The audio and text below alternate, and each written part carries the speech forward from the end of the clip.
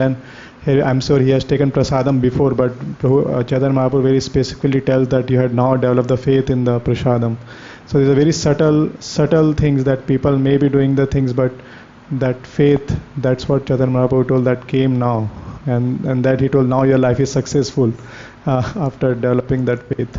And one question I have in the same regard is that sometime a person, he brought a prasadam from Tirupati and it happened to be Ekadasi day, and then he told this same verse that na desa niyamastata na kalas niyamastata, like there is no time and place is considered. Whenever the prasadam comes, then you should immediately honor. So I'm not sure like how this verse applies to the situation when this Ekadasi and it prasadam comes like from Tirupati. It's like a little moral dilemma, if you can kindly clarify.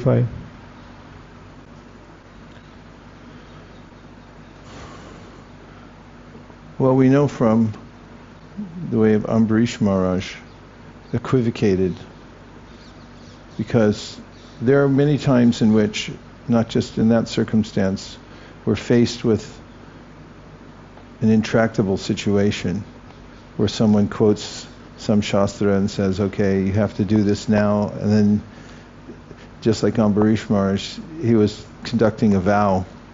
So he found a way to do both things.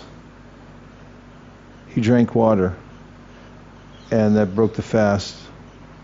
Technically, if you're dry fasting, then you drink water, it breaks the fast, but water actually doesn't break the fast.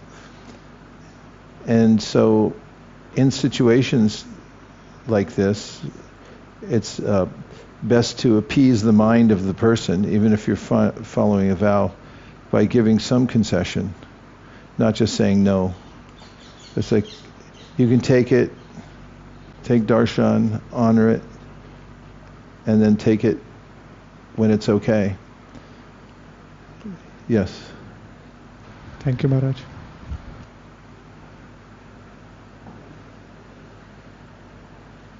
Jagadananda Pandit gives that story in Prema Vivarta of the exactly same situation. They were fasting in Ekadashi as they did during Mahaprabhu's time, and they were doing kirtan.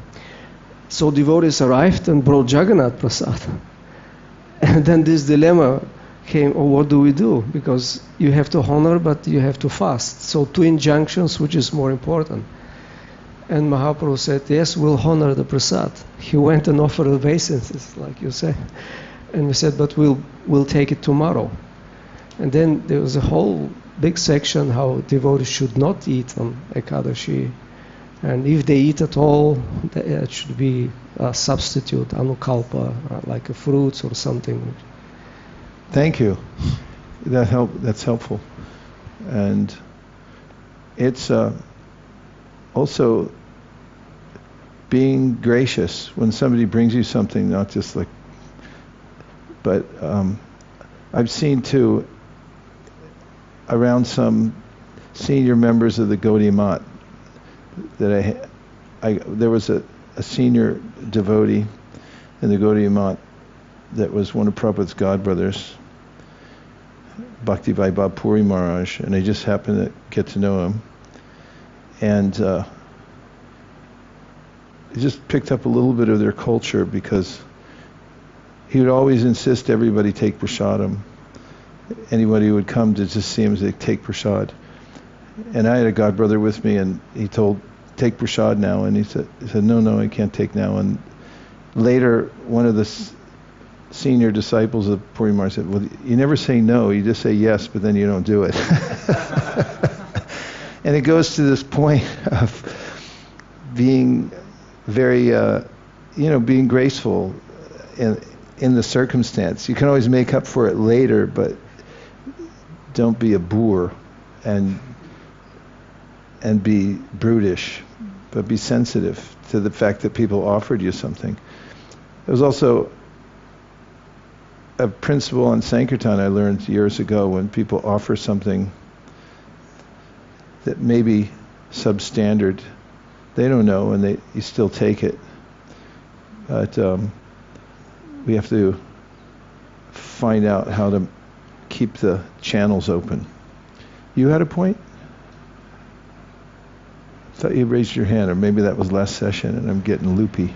I just wanted to just to say how amazing this is. I'm surrounded by devotees of Lord Chaitanya. We're in the Dham, and we're hearing Chaitanya Charitamrita, and it's like ecstatic. And you hear about like how the mercy of Lord Chaitanya and Krishna is very rare. And I'm like, how did I end up in this position? So this is like really amazing. So thank you. I just wanted to say thank you.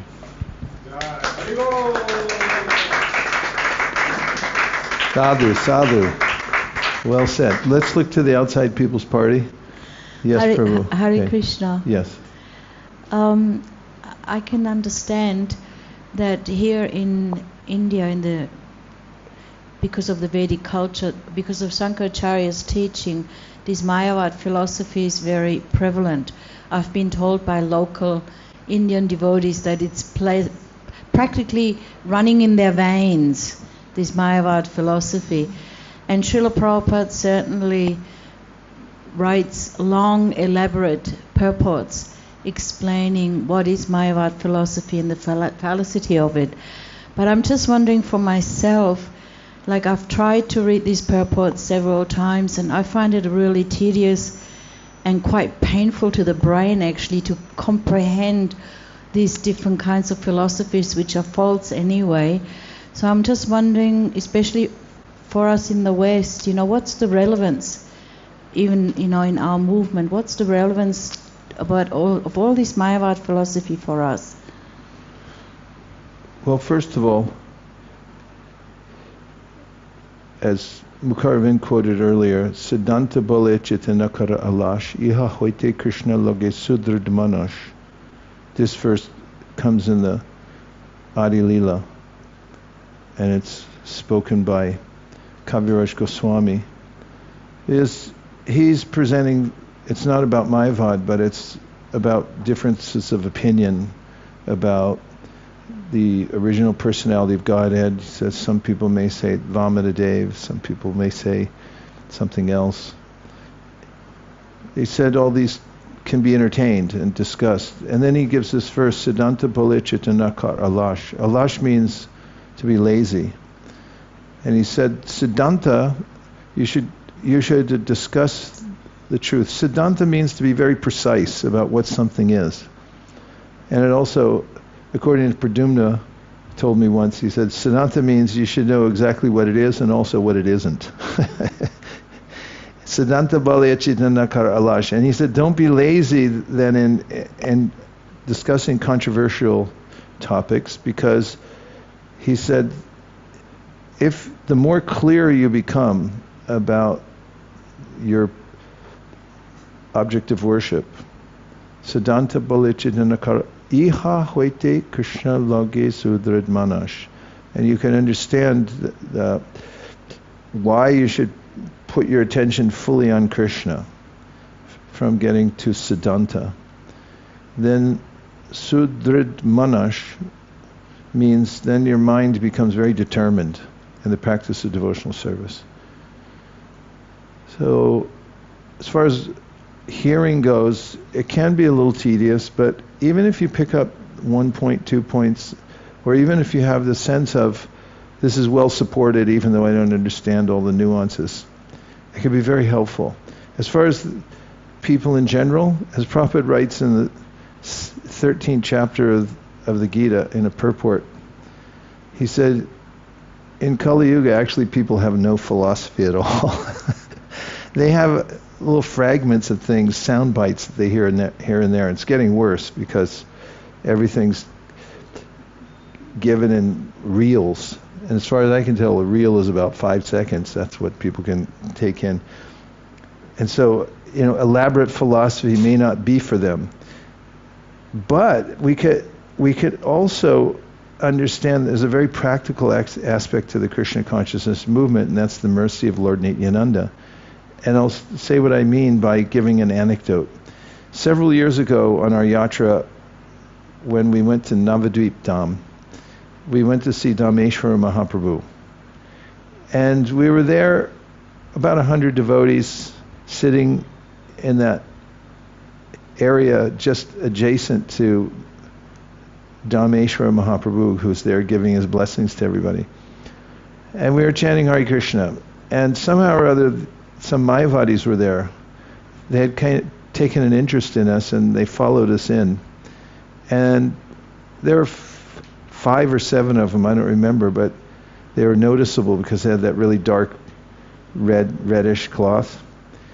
And as we gave Krishna Katha and we chanted Hare Krishna, they remained stoic, almost seemingly cynical, although that may have been a projection, but definitely stoic.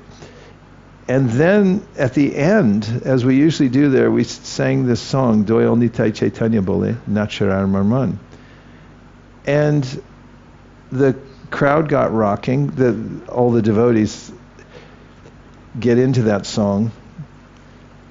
And I looked up, and the Mayavadis were dancing and smiling, and I thought, that's the purport of the song.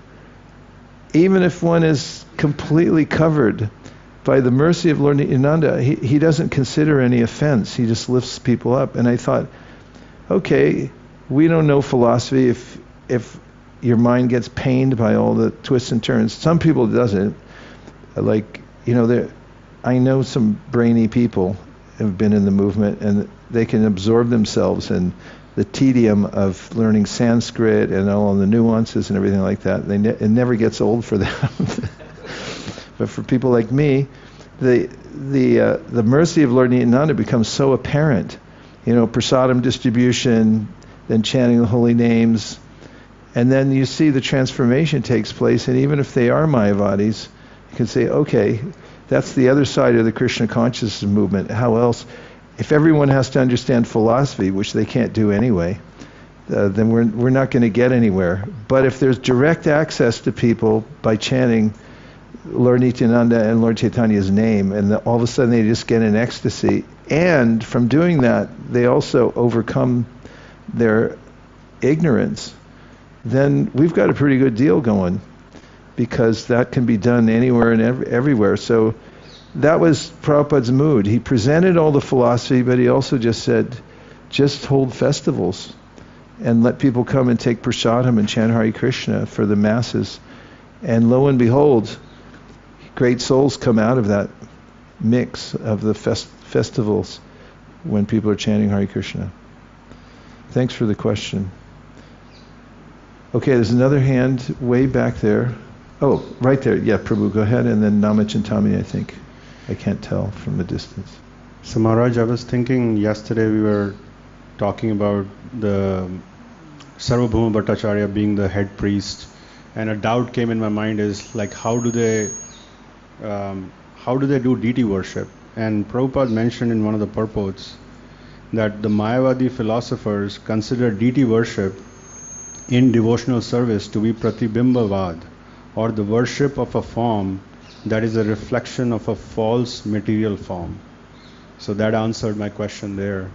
So and then I have a question actually. There's one of the purports. Srila Prabhupada says that one should always remember that all Vedic literatures are self-evident. No one is allowed to interpret the Vedic verses.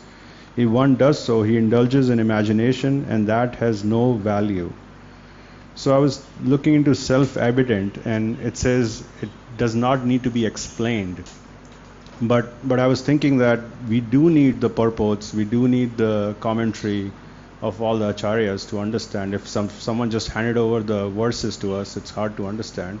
So what does Prabhupada mean by one should always remember all Vedic literatures are self-evident?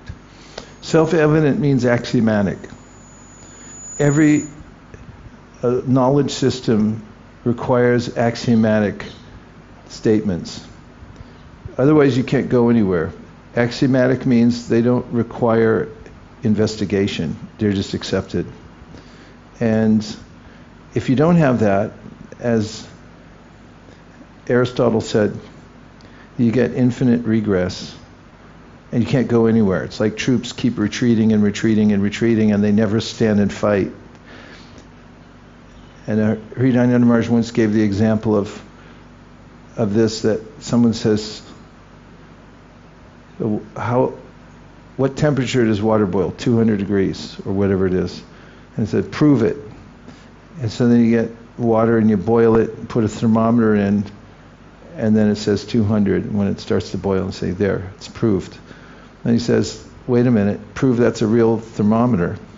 So then you go get a thermometer testing kit, whatever that is, and you test it, and you say, okay, it's real. And then you go, proves that that's a real thermometer testing kit. And in that way you keep going back and back and back. There has to be a point at which you have an axiom where this is the source of, this is a self-revealing. It reveals, it proves itself. You don't have to investigate it. So every system has that. And in our system of epistemology, the Vedas are apaurushaya. They're not from a human source. They come directly from the divine. In fact, they're co-eternal with Krishna. And they prove themselves. And of course, Prabhupada goes into some detail in this in the beginning of the Sri Upanishad in his lecture in Albert Hall. He gave this as a preface to say how to understand this philosophy, and that he gave the points that Jiva Goswami does in the Tattva Sandarbha about how we can't take knowledge through our senses because our senses are imperfect, and that we also have other faults in the ways we interpret the world. We say through deduction that there's smoke there on the hill. We heard that one earlier, and then someone said, okay, that means there's fire, but the fire could have gone out yesterday and the smoke somehow was lingering there, and so there's not fire. So that doesn't work either. And he leads us to the clarity of Shabda Praman, which means that there is a perfect eyewitness who can give us a clear knowledge. And that's, he shows in our knowledge system, is the only way to get transcendental knowledge is to take the eyewitness report of somebody who's in the spiritual world. That's Krishna. And so that's what it means, that it's, what was the term you used? Self-evident. Self what? Self-evident. Self-evident. Yeah, it's self-evident. Proves itself. The sun is self-evident. When the sun comes up, you don't have to prove it. Okay? Oh, yes. Maharaj, I have a question, Okay. and then we have more online. All right. One reflection that I was just appreciating that Chaitanya Mahaprabhu is so graceful and respectful, and you also mentioned that if someone offers I couldn't hear. Hare Krishna. Yeah, okay, that's better. Okay.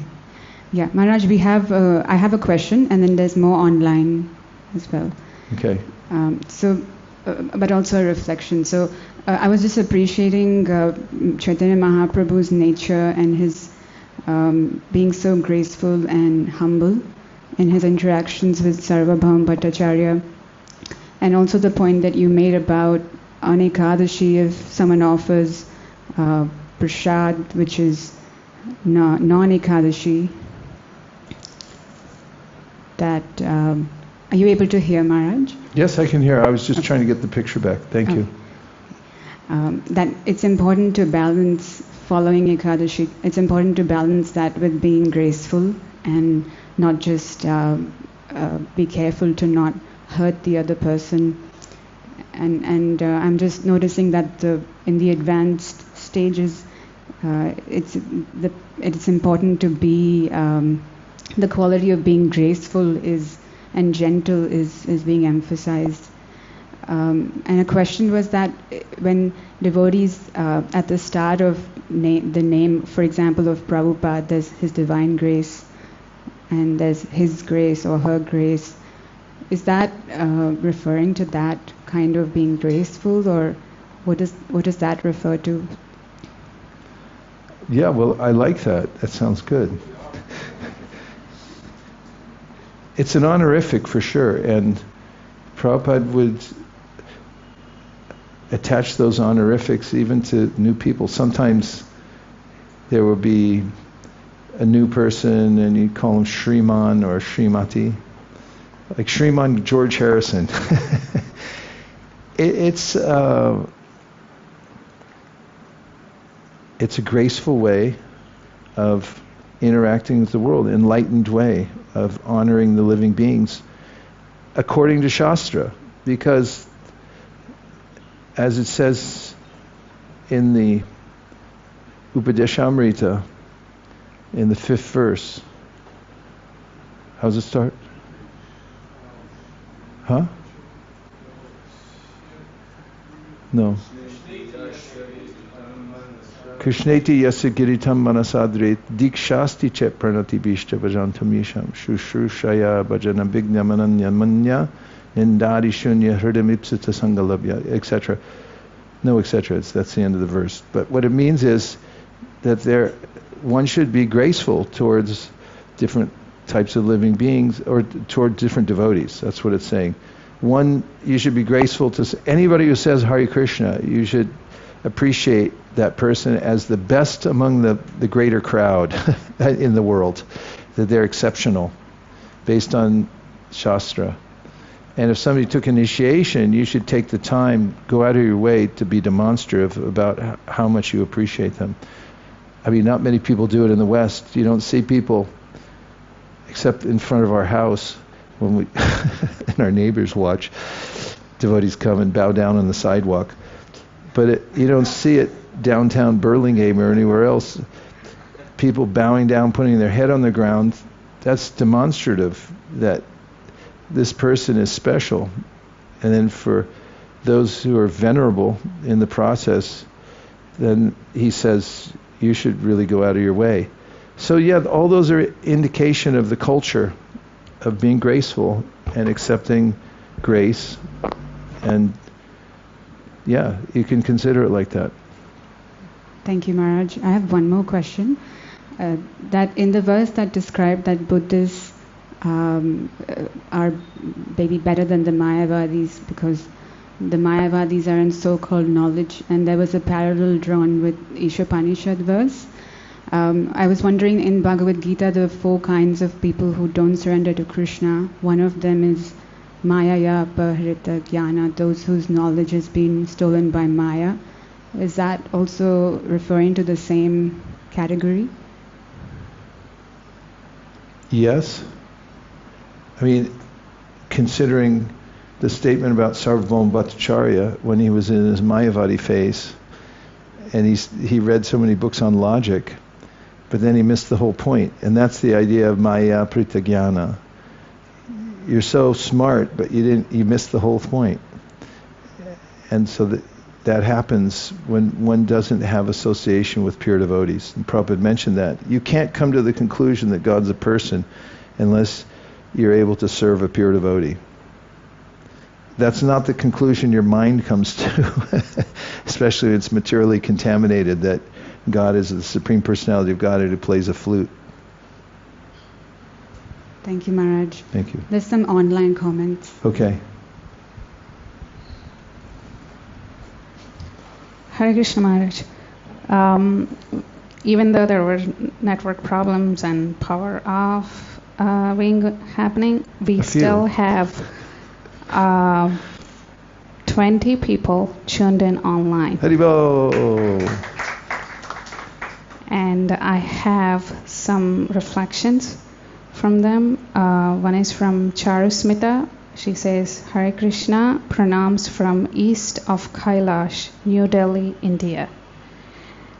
And there is a question from Preeti Purnamataji. Her question is, do Mayavadis see Lord Krishna and demigods as same? How do impersonalists see the difference between Lord Krishna and demigods, as they don't deny the existence of God like Mayavadis? I think it was Caitanya Prabhu yesterday gave some formula. They see it categorically the same in a way that they're all manifestations of Maya, but then there may be a hierarchy within them, that some are in the mode of ignorance, some are in the mode of passion, some mode of goodness. But categorically, yes, they see them as the same in the sense that they're all products of illusion because there's form, and there's no form in their ultimate conception. And that's it from the online audience. Okay, thank you very much. Mahendra Prabhu. Somebody cough up the mic. Okay. Just on the point of why Mayavada, knowing about Mayavada philosophy is relevant or not relevant, Prabhupada mentioned in the beginning of one of the purports that practically all religions, nowadays they have an impersonal conclusion, which may seem an extreme statement, and many they revere God as a person, it seemingly, but actually if you look deeply into their philosophy, they're really impersonal. Even the major religions, some more, some less. So, and then of course atheists, they definitely, whatever their philosophy is, that's impersonal. Basically, that's everybody. So knowing something will be definitely useful in preaching. So we may not be acquainted with or remember these details, the technical stuff, Parinamavada, Vivartavada, but at least know why God is a person and about his energies. That's really unique in the Gaudiya Vaishnava philosophy. So these basic points, if we understand clearly how the logic goes, then our preaching will be, strong. Thank you, Major Prabhu. And Devavrata Prabhu has his hand up.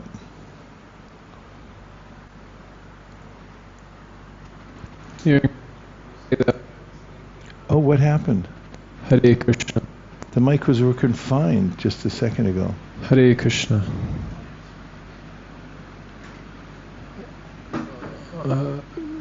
Hare Krishna. Quick, here comes Chakadola. See if he can get into work so we don't disturb him. I was thinking with Mahendra Prabhu was saying there's this memory of Satsvarup Maharaj in New York where Prabhupada was practically every day going very strong on Mayavad philosophy, and all the devotees were kind of, what's this quarrel that Prabhupada has with Mayavad philosophy? And then at one point it dawned upon Satsvarup Maharaj that we were the Mayavadis. So it's important because, the details, as Mahendra Prabhu was saying, we may not be able to comprehend them all because there's a lot of technical language, but the very foundation of why we're existing in the material world is due to some tinge of Mayavad philosophy, thinking oneself to be supreme. So to be able to deconstruct that according to one's capacity is extremely important for transitioning into a natural condition of life. Thank you. Personhood in general is a topic that is important because if our origin, of course, the simple logic of our origin is impersonal, how did we become persons? And subtly then, if God's impersonal and we're impersonal, we're better than God. And we're smarter than him too, which is functional atheism, no matter what anybody says. And so having at least the clear idea, which is so rare, that God as a person does change our relationship with the world because it belongs to somebody else. Ishavashamidam sarvam. The first time I heard it was in an advertisement in the Back to Godhead magazine for the Sri Upanishad. And there was this bold statement that actually the ancient Vedic literatures say that the Supreme God is actually the Supreme Person.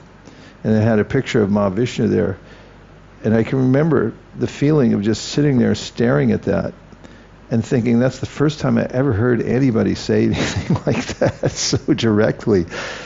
And I was compelled to want to read the book, and it really changed everything. And it's the point at which most people, it either makes or breaks. As some people, they want to cross into that region. It seems to them archaic. Oh, we're going back to that idea that God's a person. And then if we don't have an idea of our origin being personal, then who are we? We're just some mental construct. And the personhood of the soul is also lost in that. Because if you lose the sun, you can't see yourself either. Okay, let's take a break. I think we have until, we're going to 11:30, right? Yes? That's the schedule. We're going until 10:30. We're fasting until and then death. 3 to 6:30 in the afternoon. Okay, we're going today until when? No. We quit now? Yeah. 2.5 hours in the morning. I thought it was At least that's what we discussed 3 yesterday. hours. My understanding is when we spoke yesterday, Oh, we wanted to right. do 2.5 in the morning in order to be considerate of those who are fasting. At least that's what the discussion was. And then we would do 3 hours in the afternoon. Well, what are we going to do now?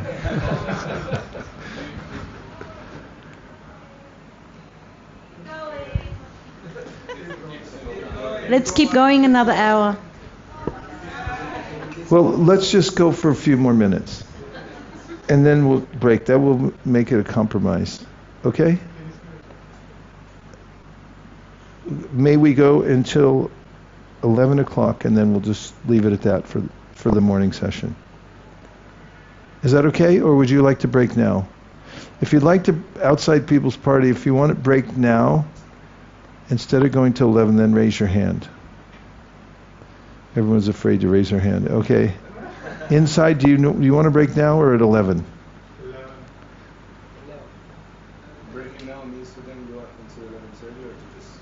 No, this means ending the session. Keep going? Yes. Okay, well, if you didn't vote, I don't know, you didn't want to be considered a heretic. So we'll just read a few more verses. We're taking up at 236. After speaking to Sarvabhauma Bhattacharya in this way, Sri Chaitanya Mahaprabhu returned to his residence. From that day on, the Bhattacharya was free because his false pride had been dismantled. From that day on, Sarvabhauma Bhattacharya did not know anything but the lotus feet of Lord Chaitanya Mahaprabhu, and from that day he could explain the revealed scriptures only in accordance with the process of devotional service. Seeing that Sarvabhauma Bhattacharya was firmly fixed in the cult of Vaishnavism, Gopinathacharya, his brother-in-law, began to dance, clap his hands, and chant, Hare, Hare. The next day, the Bhattacharya went to visit the temple of Lord Jagannath. But before he reached the temple, he went to see Chaitanya Mahaprabhu. When he met Lord Chaitanya Mahaprabhu, the Bhattacharya fell down flat to offer him respects. After offering various prayers to him, he spoke of his previous bad disposition with great humility. Then the Bhattacharya asked Chaitanya Mahaprabhu, which item is most important in the execution of devotional service? The Lord replied that the most important item was the chanting of the holy name of the Lord. Purport, there are 9 items to be executed in devotional service. These are enumerated in the following verse from Srimad Bhagavatam 7.5.23.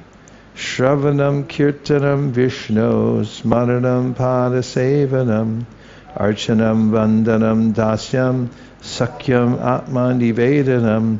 Hearing the glories of the Lord, chanting, remembering, serving the lotus feet of the Lord, offering worship in the temple, offering prayers, becoming a servant of the Lord, becoming the Lord's friend, and Sarvatma Nirvedana, offering oneself fully at the lotus feet of the Lord. These are the 9 devotional processes. In the nectar of devotion, these are expanded into 64 items. When Sarvabhauma Bhattacharya asked the Lord which item was most important, Sri Chaitanya Mahaprabhu immediately answered that the most important item is the chanting of the holy names of the Lord. Hare Krishna, Krishna Krishna, Hare Hare, Hare Rama, Rama Rama, Hare Hare. He then quoted the following verse from the Brihat Naradiya Purana, 38th chapter, verse 126, to confirm his statement. Hare Nama, Hare Nama, Harinameva kevalam Kalo Nasteva Nasteva Nasteva Gatiranyata.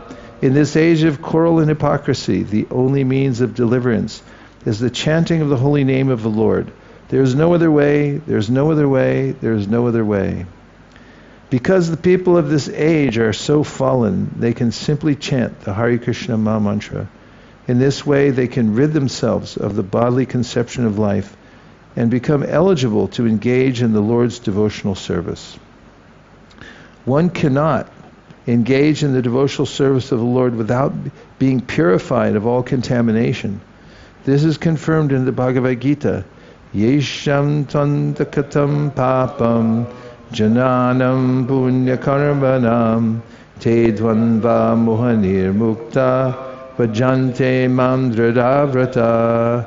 Persons who have acted piously in previous lives and in this life, and whose sinful actions are completely eradicated, are freed from the dualities of delusion, and they engage themselves in my service with determination. Sometimes people are surprised to see young men and women take so seriously to the Krishna consciousness movement.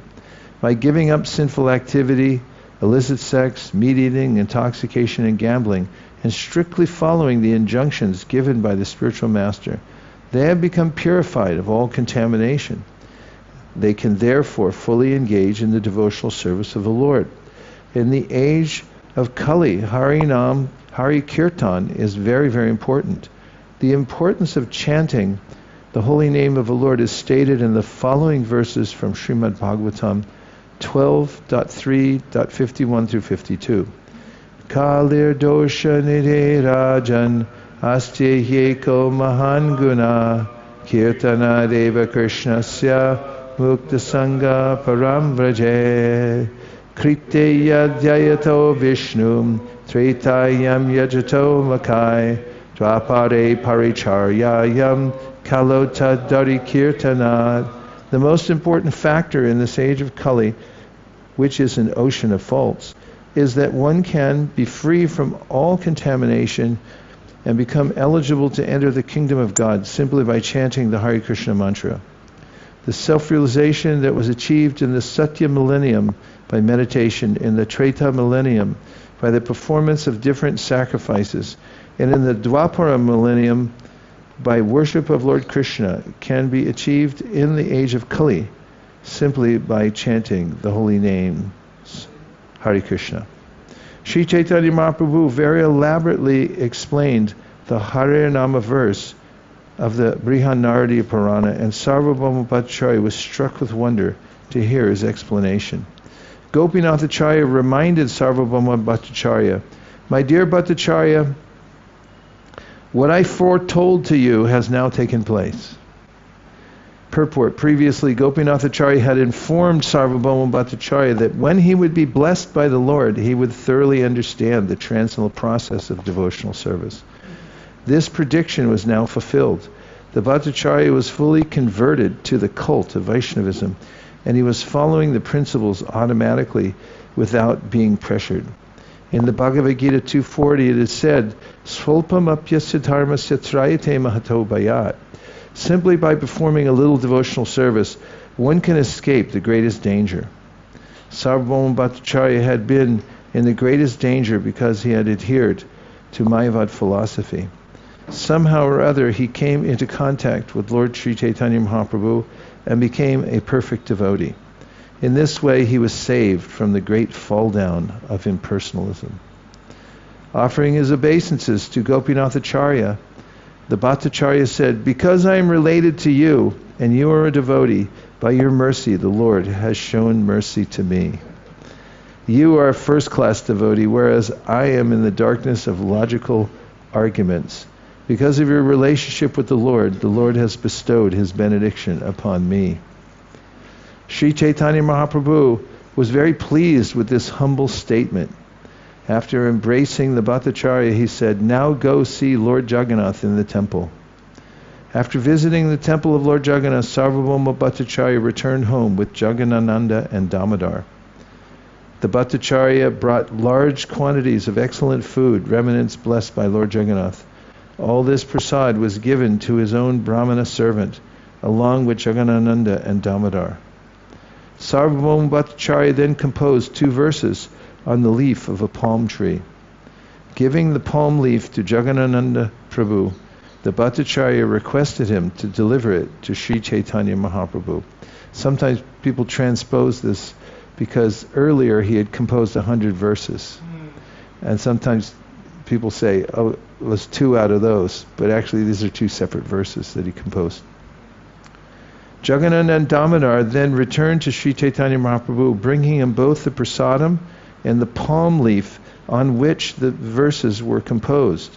But Mukunda Datta took the palm leaf from the hands of Jagannananda before he could deliver it to Sri Chaitanya Mahaprabhu. Mukunda Datta then copied the 2 verses on the wall outside the room. After this, Jagannananda took the palm leaf from Mukunda Datta and delivered it to Sri Chaitanya Mahaprabhu. As soon as Lord Chaitanya Mahaprabhu read the 2 verses, he immediately tore up the palm leaf. However, all the devotees read these verses on the outside wall, and they all kept them within their hearts. The verses are as follows: Vairagya Vidya Nija Bhakti Yoga Shikshartha Meka Purusha Purana Shri Krishna Chaitanya Sharira Dhari Kripam Buddhir Yastamaham Prapadye. Let me take shelter of the Supreme Personality of Godhead, Sri Krishna, who has descended in the form of Lord Chaitanya Mahaprabhu to teach us real knowledge, his devotional service, and detachment from whatever does not foster Krishna consciousness. He has descended because he is an ocean of transcendental mercy. Let me surrender unto his lotus feet. Purport: this verse and the following verse are included in the Chaitanya Chandrodaya Nataka by Sri Kavi Karnapur. Kalan nashtam bhakti yogam nijam ya pradushkartam Krishna Chaitanya nama avirbhutas tasya padara vinde gadam gadam liyatam chitta-bringa.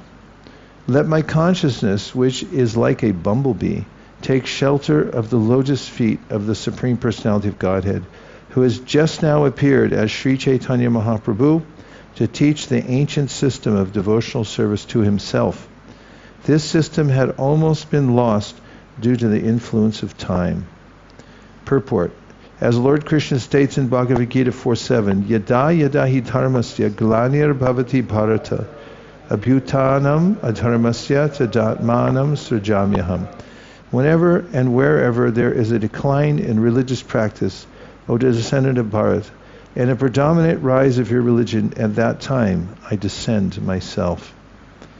This is also the case with Chaitanya Mahaprabhu's appearance. Sri Chaitanya Mahaprabhu appeared in this world as a disguised incarnation of Krishna, but his appearance is confirmed in Srimad Bhagavatam, the Mahabharata, and other Vedic scriptures. He appeared in order to teach the fallen souls in the material world, for in this age of Kali, almost everyone has become attached to fruitive and ritualistic activities and mental speculation. Consequently, there was a great need to revive the system of devotional service. The Lord himself personally came down disguised as a devotee, so that the fallen populace might take advantage of the Lord's example. At the conclusion of the Bhagavad Gita, Lord Krishna advised complete surrender unto him, promising all protection to his devotee. Unfortunately, people are so fallen that they cannot accept the instructions of Lord Krishna. Therefore, Krishna returned with the same mission, but he executed it in a different way. As Lord Sri Krishna, the Supreme Personality of Godhead, he ordered us to surrender unto himself, but as Lord Sri Chaitanya Mahaprabhu, he taught us how to surrender to Krishna. Therefore, he is praised by the Goswamis. Namo Mahavaranyaya Krishna Prema Pradayate.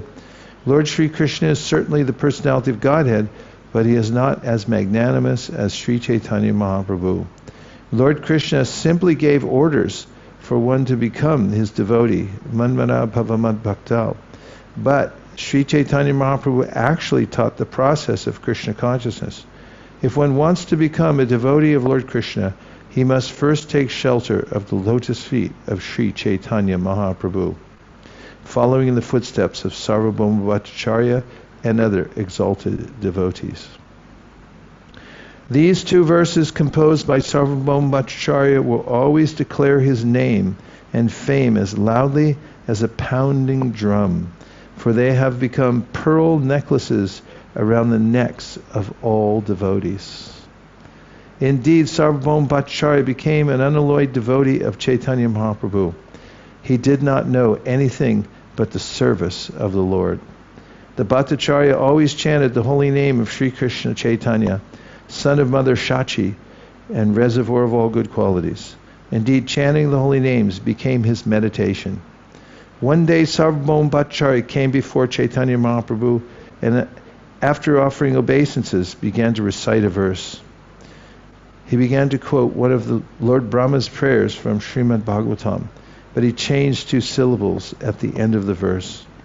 The Bhattacharya recited, "One who seeks your compassion and thus tolerates all kinds of adverse conditions due to the karma of his past deeds, who engages always in your devotional service with his mind, words, and body, and who always offers obeisances unto you, is certainly a bona fide candidate for becoming your unalloyed devotee." When reciting this verse from the Srimad Bhagavatam 10.14.8, Sarvabhauma Bhattacharya changed the original reading from Mukti Pade to Bhakti Pade. Mukti means liberation and merging into the impersonal Brahman effulgence. Bhakti means rendering transcendental service unto the Supreme Personality of Godhead. Because of having developed pure devotional service, the Bhattacharya did not like the word Mukti Pade, which refers to the impersonal Brahman feature of the Lord. However, he was not authorized to change a word in Srimad Bhagavatam, as Sri Chaitanya Mahaprabhu will explain. Although the Bhattacharya changed the word in his devotional ecstasy, Sri Chaitanya Mahaprabhu did not approve of it. Sri Chaitanya Mahaprabhu immediately pointed out, in that verse the word is Mukti Pade, but you have changed it to Bhakti Pade. What is your intention? Sarvabhauma Bhattacharya replied, "The awakening of pure love of Godhead, which is the result of devotional service, far surpasses liberation from material bondage. For those averse to devotional service, merging into that Brahman effulgence is a kind of punishment." In the Brahmanda Purana it is said, "Siddha lokas tu tamasa pare yatra basantihi, siddha brahma sukhe lagna daityascha harina hata." In Siddhaloka, there live 2 kinds of living entities. Those who are killed by the Supreme Personality of Godhead due to their having been demons in their previous lives, and those who are very fond of enjoying the impersonal effulgence of the Lord. The word tamasa means the coverings of the universe. Layers of material elements cover the universe, and outside these coverings is the impersonal Brahman effulgence. If one is destined to remain in the Lord's impersonal effulgence, he misses the opportunity to render service to the personality of Godhead. Therefore, devotees consider remaining in the impersonal Brahman effulgence a kind of punishment. Sometimes devotees think of merging into the Brahman effulgence, and consequently they are promoted to Siddhaloka. Because of their impersonal understanding, they are actually punished. Sarvabhauma Bhattacharya continues to explain the distinction between Mukti Pada and Bhakti Pada in the following verse. The Bhattacharya continued, "The impersonalists who do not accept the transcendental form of Lord Sri Krishna, and the demons who are always engaged in blaspheming and fighting with him, are punished by being merged into the Brahman effulgence. But that does not happen to the person engaged in the devotional service of the Lord." There are 5 kinds of liberation: Salokya, Samipya, Sarupya, Sarshti, and Sayuja. Salokya means that after material liberation, one is promoted to the planet where the Supreme Personality of Godhead resides. Samipya means remaining an associate of the Supreme Personality of Godhead. Sarupya means attaining a 4-handed form exactly like that of the Lord. Sarshti means attaining opulences like those of the Supreme Lord. And Sayuja means merging into the Brahman effulgence of the Lord. These are the 5 types of liberation. If there is a chance to serve the Supreme Personality of Godhead, a pure devotee sometimes accepts Salokya, Sarupya, Samipya, or Sharshti forms of liberation, but never Sayuja. A pure devotee does not like even to hear about Sayuja Mukti, which inspires him with fear and hatred. Indeed, the pure devotee would rather go to hell than merge into the Lord's effulgence, the effulgence of the Lord. Srila Prabodhananda Saraswati has sung Kaivalyam Narakayate. The impersonalist conception of becoming one with the effulgence of the Lord is exactly like hell. Therefore, of the 5 types of liberation, the first, Salokya, first 4, Samipya, Sarupya, and Sharshti, are not so undesirable because they can be avenues of service to the Lord. Nonetheless, a pure devotee of the Lord rejects even these types of liberation. He aspires only to serve Krishna birth after birth. He is not very interested in stopping the repetition of birth, for he simply desires to serve the Lord even in hellish circumstances. Consequently, the pure devotee hates and fears Sayuja Mukti, merging into the effulgence of the Lord. This merging is due to an offense committed against the transcendental loving service of the Lord, and therefore is not at all desirable for a pure devotee. What time is it? Sarvabhauma Bhattacharya continued, there are 2 kinds of Sayuja Mukti, merging into the Brahman effulgence and merging into the personal body of the Lord. Merging into the Lord's body is even more abominable than merging into his effulgence. According to the opinion of the Mayavadi Vedantas, the living entity's ultimate success is to merge into the impersonal Brahman. The impersonal Brahman, or bodily effulgence of the Supreme Lord, is known as Brahmalok or Siddhalok. According to the Brahma Samhita 540, Yasya Prabhabato Jagananda Koti, the material universes are generated from the bodily rays of the Supreme Personality of Godhead. Yogis who follow the principles of Patanjali accept the personality of the Absolute Truth, but they want to merge into the transcendental body of the Supreme Lord. That is their desire. Being the greatest authority, the Supreme Lord can easily allow many millions of living entities to merge into his body. The origin of everything is the Supreme Personality of Godhead, Bhagavan, and his bodily effulgence is known as the Brahma Jyoti, Brahmaloka or Siddhalok. Thus, Brahmalok or Siddhalok is a place where many spark-like living entities, parts and parcels of the Supreme Lord, are assembled. Because these living entities do not wish to keep their individual existences, they are combined and allowed to remain in Brahmaloka like so many atomic sparks of sunshine emanating from the sun. The word Siddha is very significant. Siddha refers to one who has realized the Brahman effulgence and one who has complete knowledge that the living entity is not a material atom but a spiritual spark. This understanding is described in the Bhagavad Gita as Brahma Bhuta. That's a nice correlation or juxtaposition of not a material atom but a spiritual spark.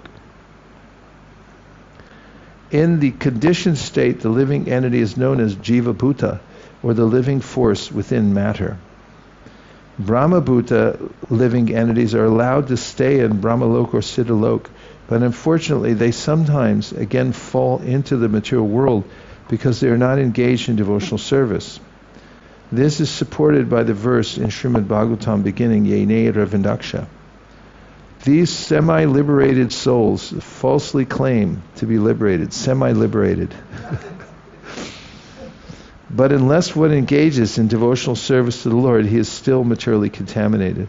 Therefore, these living entities have been described as vimuktamanina, meaning that they falsely consider themselves liberated, although their intelligence is not yet purified. Although these living entities undergo severe austerities to rise to the platform of Siddhaloka, they cannot remain there perpetually, for they are bereft of ananda, bliss.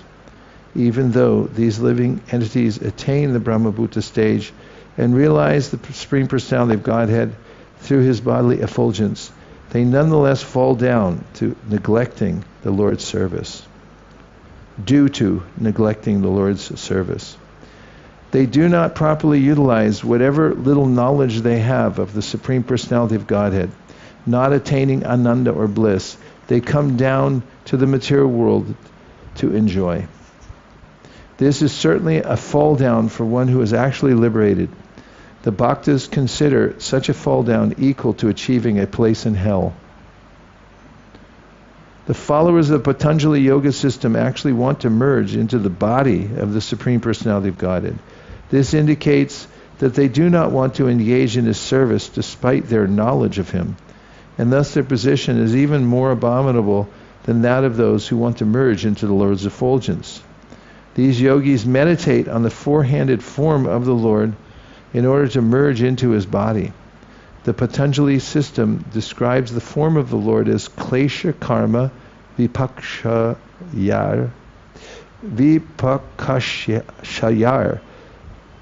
aparayamishta purusha vishesha ishvara. The Supreme Personality of Godhead is a person who does not partake of a miserable material life.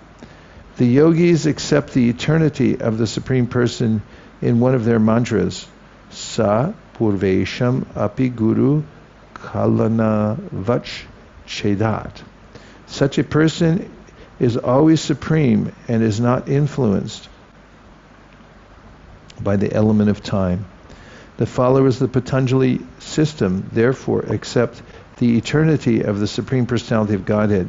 Yet according to them, Purushartha Shunyanam Pratiprasavaha Kaivalyam Swarupa Pratishtava Chitti Shaktir Iti. They believe that in the perfectional stage, the conception of Purusha is vanquished. According to their description, Chitti Shaktir Iti, they believe that when one becomes perfect, he cannot remain a person. This yoga system is therefore abominable because its final conception is impersonal. In the beginning, these yogis accept the Supreme Personality of Godhead, but they ultimately give up this idea in order to become impersonal. They are most unfortunate because although they have a personal conception of the Absolute Truth, they neglect to render devotional service to the Lord and thus fall down again into the material world. As mentioned above, this idea is supported by Srimad Bhagavatam 10.2.32, Aruya Krishrena Parampadam Tata Patantyato Nadrita Yushmarangraya. Due to neglecting the lotus feet of the Lord, these yogis again fall down into the material existence, Patantyada. Consequently, this path of yoga is more abominable than the impersonalist's path. This conclusion is also supported by Lord Kapiladev in the following verse from the Srimad Bhagavatam. Salokya Shashti Samipya Sarupyaikatvam Apyuta Diyamanam Nagrinanti Vina Matsevanam Jana. Sarvabhauma Bhattacharya concluded, even though he is offered all kinds of liberation, the pure devotee does not accept them. He is fully satisfied engaging in the service of the Lord. And that ends our morning session here on Ekadashi with just 8 pages to go with no purports. But we wouldn't want to finish before for a break. We'll do it afterwards. Right? Yes. Okay, thanks, Mukaravan. Dear Srila Prabhupada, dear Sri Caitanya Mahaprabhu, Shri Shri Panchatattva, Shri Shri Gauranitai, Shri Shri Krishna Balaram, Shri Shri Radhe Shyam. If you so desire, please immerse us in the beautiful personal conception of the Lord, accessed through the chanting of the Hare Krishna Maha Mantra. Please let us eternally eschew the impersonal process of Mayavad, And please empower us to spread Lord Chaitanya's movement all over the world, to bring light to those who have been lost in the darkness of Mayavad. Thank you for considering our request. Om Tat Sat. Everyone agrees with this prayer here at Govardhana Hill on Ekadashi Day. Please unmute and say Hare Krishna.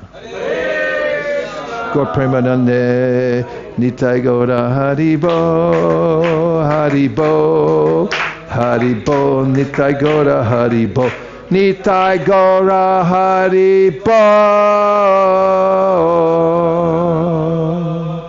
Haribo Haribo Nitai Gaura Haribo.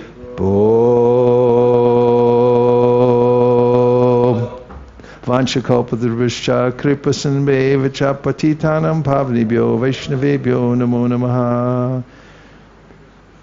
Well, lunch is scheduled for 12 o'clock, but we make no guarantees. Thank you very much, everyone. See you back here at 3 o'clock. 3 o'clock. We'll see you at 3 o'clock. Thank you very much. Hare Krishna. Yes, here, make an announcement. We have one very important announcement. It'll take 22 seconds. Hare Krishna devotees. So as you know, the team here works extremely hard. Specifically in the last year, they've worked specifically hard in order for us to have the readings here by making sure the temple was finished. And we want to make sure it doesn't go unnoticed. So one of the ways we reciprocate every year is by giving a donation. A Sikh Krishna Maharaj will never ask for it. And some years he got to the point where we had to ask him. But anyone who's staying in the ashram, it's $10 a day. Anyone who's staying in the guest house, it's $20 a day. And anyone who's taking prasadam, 60 rupees for breakfast, 80 rupees for lunch. And any contribution you want to make beyond that is deeply valued by the team of the readings and also the ashram itself. It allows us to continue to come here and genuinely express our gratitude for the facility which they provide, because it's not like they have to have us here, but out of their kindness they allow us to. So this is a small way we can reciprocate with them. We use huge amounts of electricity, consume aloo gobi in the truckloads and so forth, and it takes a lot of extra work for all the devotees here. In any case, it's one of the rarest opportunities on the planet to be able to come to this ashram. It's the aesthetic of it is amazing, and the situation right at the foot of Govardhana Hill. And so just consider that a lot of other people have been asking, like, how come only these guys get to come here during Kartik?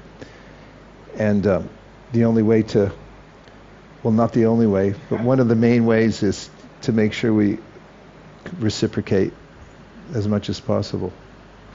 So anyone who wants to give their donation, they can give it to me. I keep a ledger of what we're giving to the ashram every year.